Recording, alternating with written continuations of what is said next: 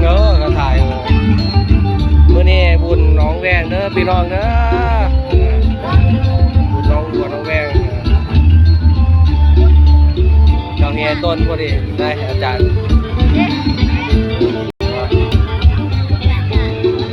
ย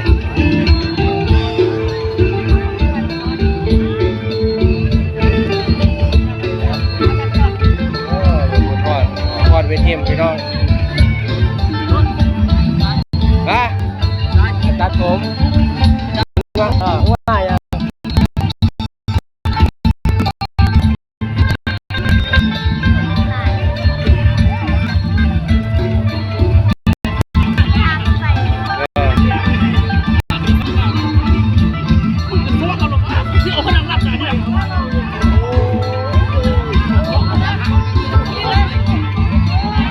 แห่ต้นแห่กันนะพี่น้องแห่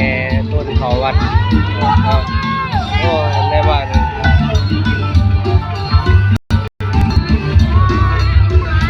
นะก็ได้หรอ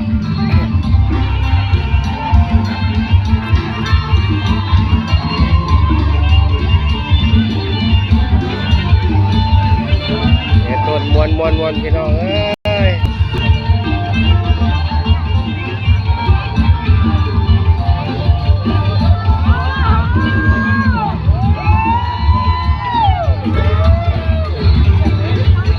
ต้นกัน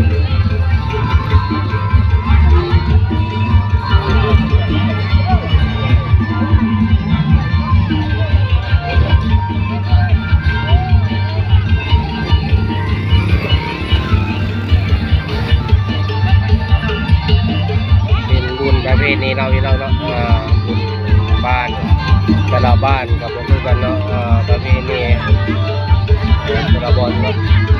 คือประเพณีหมู่บ้านหรือว่า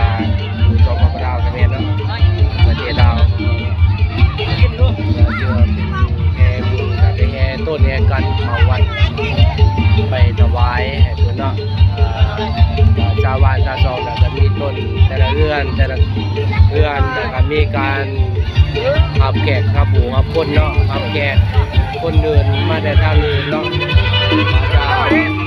กินของกินน้ำแต่ละเรือนแต่ละชานก็ได้มาหาปูแล้วก็แวะกินของกินน้ำเนาะเ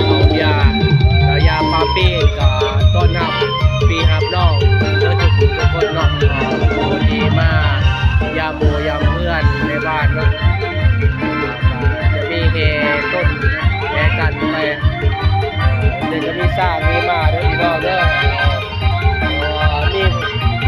ผู้ประเภทเราที่ธนาชารีเนี่ยจะมีธนาชารีเราอยู่ตรง